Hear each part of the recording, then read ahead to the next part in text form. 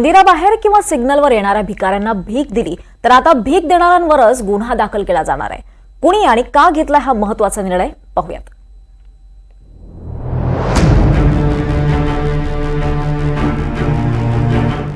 भीक देताय सावधान, भीक दिली तर तुमच्यावरच दाखल होईल गुन्हा।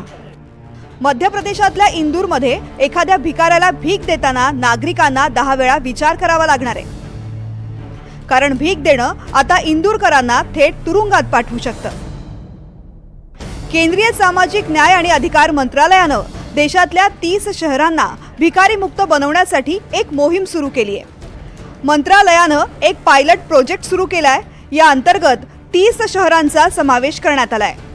1 जानेवारी 2025 पासून या शहरांमध्ये भिकाऱ्यांना भीक देणाऱ्यांवरती गुन्हा दाखल केला जाणार आहे। या मोहिमेत धार्मिक, ऐतिहासिक आणि पर्यटन स्थळं असलेल्या शहरांचा समावेश आहे।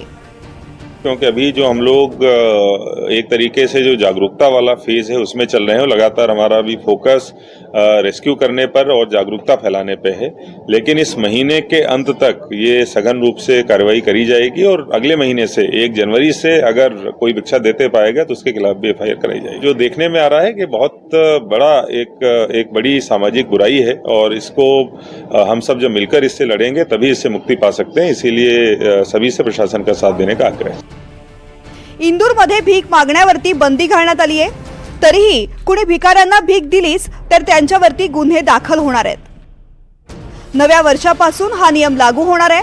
नागरिकांनी या निर्णयाचं स्वागत केलंय। जे लोक हेल्दी आणि चांगले आहेत त्यांनी भिक्षा तर मागूच नाही आणि लोकांनी देऊ पण नाही, आणि दिव्यांगजनांकरता सुद्धा सरकार खूप काहीतरी करते आहे। तर त्यामुळे आम्हाला हे जे काम चाललेलं आहे त्याच्याबद्दल आम्ही खूप छान आभारी आहोत। हे अचूक निर्णय कलेक्टर साहेबांनी घेतलेला आहे। आणखीन ह्या निर्णयापासून एक गोष्ट चांगली होणार की समाजामध्ये जे भिक्षुकांकडून जे कलेक्शन होत होतं त्याचा जे मिसयूज ड्रग्स आणखीन दुसरे गोष्टी करतात ते लोक यूज करत होते, त्याच्यावरती एक रोक लागणार। की हे सरकारने चांगला निर्णय घेतलेला आहे। भिकाऱ्यांना भीक देण्याच्याऐवजी ते म्हणजे 2 नंबरचा धंदा करतात आणि आता भिकारी कमी व्हायला लागले, कारण हे सरकारचा निर्णय एकदम मस्त आहे। भीक मागणाऱ्या भिकाऱ्यांनाही हाताला काम मिळालं तर त्यांचंही भलं होणार आहे आणि भिकाऱ्यांच्या मार्फत सुरू असणाऱ्या गुन्हेगारीलाही आळा बसणार आहे। तनुश्री देसाई, NDTV मराठी, इंदूर।